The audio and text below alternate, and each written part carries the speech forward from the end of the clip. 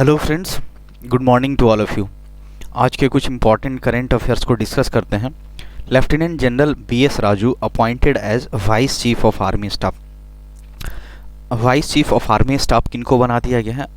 BS Raju ji को बना दिया गया है। इसके पहले कौन थे? जनरल बिपिन पांडे जी थे, उनको आर्मी चीफ बना दिया गया है। और जो आर्मी चीफ कौन थे? एमएम नरवणे जी, उनको सीडीएस बना दिया जाएगा ऑलमोस्ट। तो अभी वाइस चीफ का जो जगह खाली था मनोज पांडे जी के चीफ बनने के बाद, तो इनका जगह कौन ले रहे हैं? बीएस राजू जी के द्वारा अपॉइंट किया गया है। 1 मई से ये अपना टेन्योर संभालेंगे। इनके कुछ बैकग्राउंड की बात करी जाए तो सैनिक स्कूल से हैं और नेशनल डिफेंस एकेडमी के एल्यूमिनस रह चुके हैं। और ये जाट रेजिमेंट से दिसंबर 15, 1984 को ये ज्वाइन किए थे आर्मी। इन्होंने बहुत सारे ऑपरेशंस वगैरह किए हैं, जैसे कि पराक्रम in western theatre and Jammu Kashmir में ये कर चुके हैं। अवार्ड्स इनके नाम कौन कौन हैं? अति विशिष्ट सेवा मेडल ले चुके हैं, उत्तम युद्ध सेवा मेडल हो गया, और युद्ध सेवा मेडल इनके द्वारा प्राप्त कर लिया गया है। तो ये नाम इम्पॉर्टेंट है, याद रखना है। बीएस राजू जी को vice chief of army staff बना दिया गया है।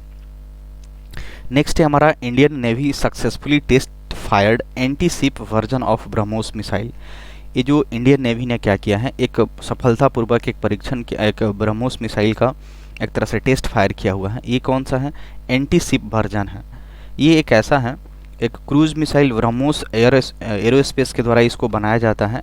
एक ज्वाइंट वेंचर है इंडिया और रसिया का। तो एक सुपरसोनिक क्रूज मिसाइल ये प्रोड्यूस करते हैं, जो कि शिप से भी लॉन्च किया जा सकता है, एयरक्राफ्ट से भी, सबमरीन से भी, और लैंड प्लेटफॉर्म से भी इसको लॉन्च किया जा सकता है। तो ये क्या शिप वर्जन इसका टेस्ट किया गया है। तो ये ज्वाइंटली किया गया है किसके द्वारा? इंडियन नेवी और अंडमान एंड निकोबार कमांड्स के द्वारा इसको किया गया है। ब्रह्मोस मिसाइल की बात करें तो flies at a speed of 2.8 Mach एक समझ बोल सकते हैं कि एक स्पीड का एक पैमाना एक तरह से बोल सकते हैं, एक मेजरमेंट का तरीका है यहाँ पे। तो एक मैच का किसके बराबर होता है? 1225 किलोमीटर पर आवर के बराबर होता है। 1225 किलोमीटर पर आवर के बराबर ये होता है। तो ये काफ़ी ज़्यादा स्पीड है इसका। तो the range of the advance version of the missile, इस मिसाइल का कितना किलोमीटर तक ये जा सकता है? 350 किलोमीटर तक इसका रेंज है। तो इम्पॉर्टेंट यही है हमारे लिए, इंडियन नेवी ने एंटी शिप वर्जन का, ब्रह्मोस मिसाइल का एंटी शिप वर्जन, इसका 2-3 वर्जन, शिप वाला वर्जन हो गया, एयरक्राफ्ट, सबमरीन और लैंड प्लेटफॉर्म वाला वर्जन हो गया। तो ये कौन सा है? एंटी शिप वर्जन वाला को सफलतापूर्वक इसको एक तरह से टेस्ट फायर किया गया है। नेक्स्ट है हमारा IAF chief, Indian air force chief क्या किए हैं? इनॉग्रेट्स लॉजिस्टिक सेमिनार, जिसका नाम क्या रखा गया है? लॉजिसेम वायु 2022। जो इंडियन एयरफोर्स के जो चीफ, क्या नाम है इनका? विवेक चौधरी जी हैं।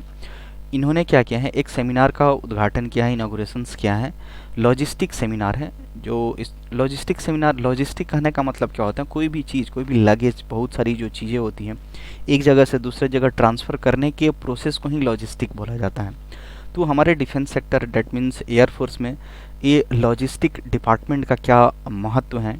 कितने बहुत सारी चीज़ें जो आती हैं, किसी फॉरेन से हम लोग क्या मंगाते हैं, बहुत सारे हथियार वगैरह मंगाए जाते हैं, प्लेन, जेट फाइटर वगैरह मंगाया जाता है। तो ये जो लॉजिस्टिक डिपार्टमेंट है एक बड़ा अच्छा रोल प्ले करता है हमारी इंडियन एयरफोर्स की कैपेबिलिटी को बढ़ाने के लिए। तो एक सेमिनार ऑर्गेनाइज किया गया है, तो उसी को इनोग्रेट किया गया है, जिसका नाम क्या है? लॉजिसेम वायु 2022।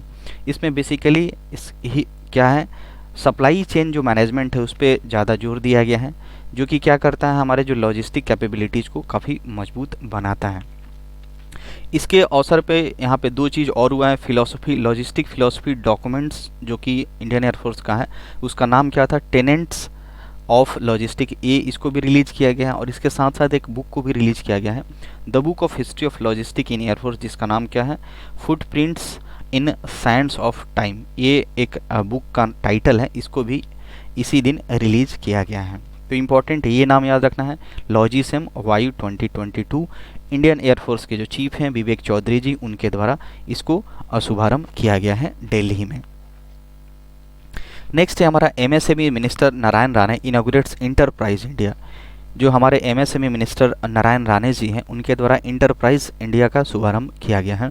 आज़ादी का जो अमृत महोत्सव हम लोग सेलिब्रेट कर रहे हैं, उसी के उपलक्ष्य में इसको मनाया गया है।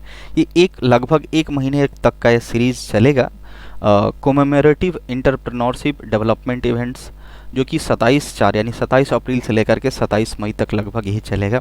इसका एम क्या है, जो हमारे इंटरप्रेन्योरशिप कल्चर है और इसके लिए जो अवेयरनेस क्रिएट करना है, जो स्कीम्स और इनिशिएटिव जो मिनिस्ट्री ऑफ एमएसएमई के द्वारा जो स्कीम या फिर जो एक पहल शुरू करी गई है उसको लेकर के जागरूकता फैलाना और इंटरप्रेन्योरशिप कल्चर को और ज़्यादा प्रमोट करना, यही इस एक तरह से बोल सकते हैं इंटरप्राइज इंडिया का टारगेट रखा गया है। नेक्स्ट हमारा BRO Atal's tunnel receives best infrastructure project award मिला हुआ है। जो BRO क्या होता है, बॉर्डर रोड ऑर्गेनाइजेशन है, ये डिफेंस मंत्रालय के तहत आता है, मिनिस्ट्री ऑफ डिफेंस के तहत आता है। तो इसके द्वारा एक अटल टनल बन रहा है, जो कि कहाँ पे बनना जा रहा है, हिमाचल प्रदेश के रोहतांग में ये बन रहा था अटल टनल। तो इसी को क्या मिला है, बेस्ट इंफ्रास्ट्रक्चर प्रोजेक्ट का अवार्ड मिला हुआ है। तो ये बहुत ही इम्पोर्टेंट यहाँ पे एक टनल बन रहा है, बहुत सारी चीज़ों को ध्यान में रखते हुए ये इसको अवार्ड दिया गया है।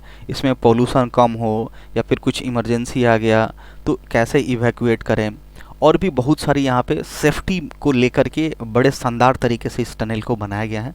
तो इसमें लगभग यहाँ पे बोला जाए तो 13 के करीब यहाँ पे more than 30 state of art infrastructure project शामिल किया गया था। 30 से ज़्यादा यहाँ पे इस प्रोजेक्ट में शामिल किया गया था। बट इसको सिलेक्शन किसको हुआ, मतलब सेलेक्ट कौन हुआ, यही अटल टनल जो कि हिमाचल प्रदेश के रोहतांग में बना हुआ, इसी को क्या मिला है, बेस्ट इंफ्रास्ट्रक्चर प्रोजेक्ट का अवार्ड मिला हुआ है।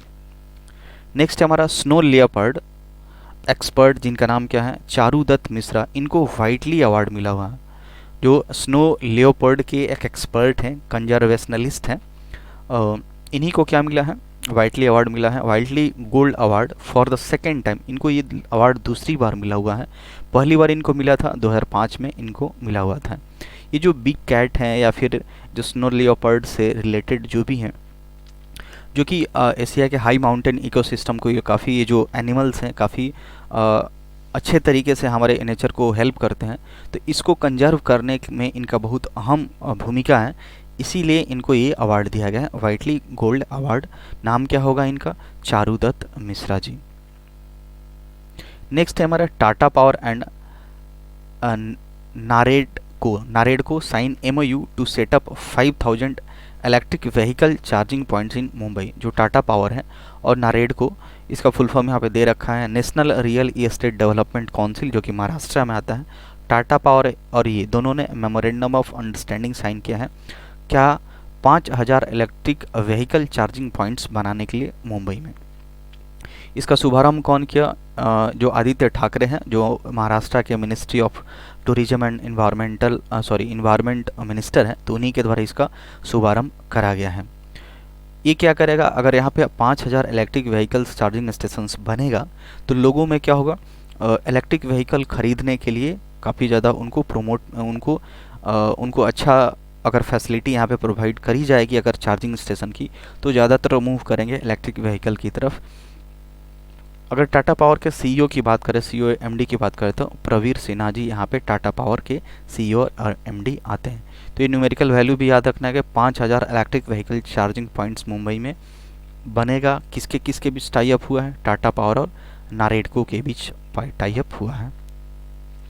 नेक्स्ट हमारा IndiGo becomes first airline to use indigenous navigation system GAGAN. ये काफ़ी इंपॉर्टेंट न्यूज है। ये जो हमारा इंडिगो जो फ्लाइट है, जो फ्लाइट सर्विस प्रोवाइड करती है, ये क्या बन गया है, एक पहला एयरलाइन बन गया है जो इंडिजिनस नेविगेशन सिस्टम, जो कि हमारा स्वदेशी बोल सकते हैं, एक नेविगेशन सिस्टम बनाया गया है जिसका नाम क्या है, गगन। इसका इस्तेमाल करने वाला ये पहला एक बन गया है, एक एयरलाइन बन गया है। एक गगन क्या है, एक GPS added geo augmented navigation होता है, जो कि बहुत सारे जो फ्लाइट होता है उसको लैंडिंग करने के लिए एक नेविगेशन की ज़रूरत होती है। नेविगेशन करने का मतलब एक सही डायरेक्शन, कहाँ पे लैंड करना है, कितने बहुत सारी चीज़ों को वहाँ पे ध्यान रखना पड़ता है। तो इसका यूज करके यहाँ पे इसको लैंडिंग कराने वाला ये पहला एयर लाइन बन गया है। ये जो सिस्टम है किसके द्वारा बनाया गया है, the system has been developed by AAI, जो एयरपोर्ट अथॉरिटी ऑफ इंडिया होता है, और ISRO that means Indian space research organisation के द्वारा। तो ये जो गगन जो सिस्टम है किसके द्वारा बनाया गया है, एयरपोर्ट अथॉरिटी ऑफ इंडिया और इसरो के द्वारा इसको मिल करके बनाया गया है। इंडिया जो है क्या बन गया है, यूएसए और जापान के बाद ये जो SBAS सिस्टम का यूज करने वाला तीसरा कंट्री बन गया है पूरे वर्ल्ड में। SBAS क्या होता है, सैटेलाइट बेस्ड ऑगमेंटेशन सिस्टम। अपना खुद का एक नेविगेशन सिस्टम होता है जिसका यूज करके ये बनाया जाता है। तो गगन एक्चुअली है क्या, जो लैंडिंग होता है, जो एयरलाइंस का जो लैंडिंग होता है उसको नेविगेट करने में काफ़ी हेल्प करता है। तो ये इंपॉर्टेंट है, याद रखना है। गगन का यूज करने वाला इंडिजिनस नेविगेशन सिस्टम है, एकदम स्वदेशी नेविगेशन सिस्टम है जो कि AI और इसरो के द्वारा मिलकर के बनाया गया है। इंडिगो इसका यूज करने वाला पहला एयरलाइन बन गया है। नेक्स्ट हमारा अनुराग ठाकुर इनॉग्रेट सेकंड खेलो masters game new Delhi. Anurag Thakur जो हमारे स्पोर्ट्स मिनिस्टर हैं उन्होंने ही क्या किया है, सेकंड खेलो मास्टर्स गेम का शुभारंभ दिल्ली में किया हुआ है। ये सेकंड एडिशन है।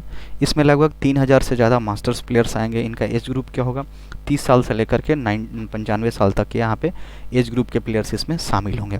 ये बहुत कन्फ्यूजिंग यहाँ पे हो रहा है कि खेलो इंडिया एक यूथ गेम है, खेलो इंडिया यूनिवर्सिटी गेम्स हैं और ये आपका क्या हो गया, खेलो मास्टर्स गेम्स। तो यूथ गेम जो है खेलो इंडिया यूथ गेम ये 2021 वाला है, हरियाणा में हो रहा है। यूनिवर्सिटी गेम 2021 वाला कहाँ पे हो रहा है, बेंगलुरु में हो रहा है।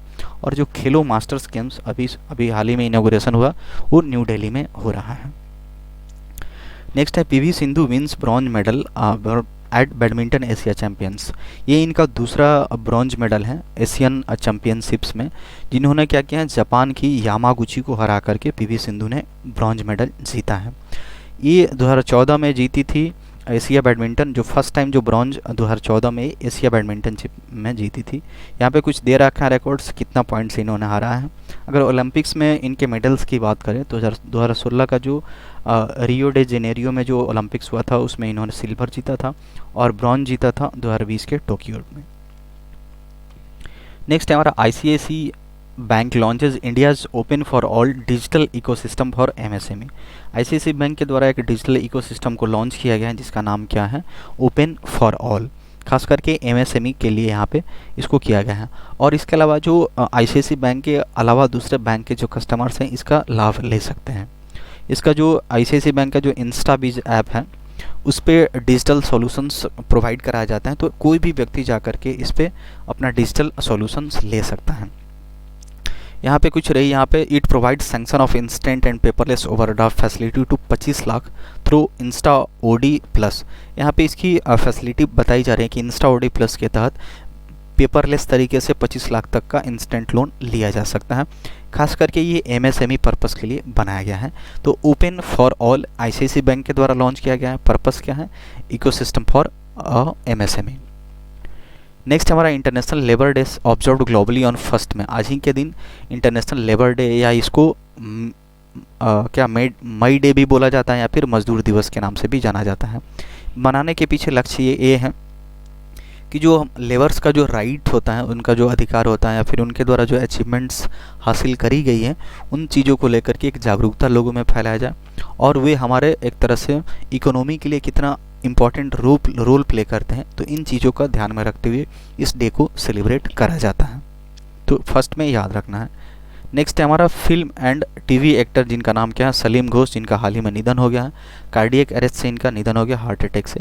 ये बहुत सारे फिल्म में काम कर चुके हैं और TV सीरीज में भी इन्होंने काम किया। तो बहुत जाने माने चेहरा थे, इनका निधन हो गया। नाम याद रखना है, Salim Ghosh film and TV actor थे। That's all for today.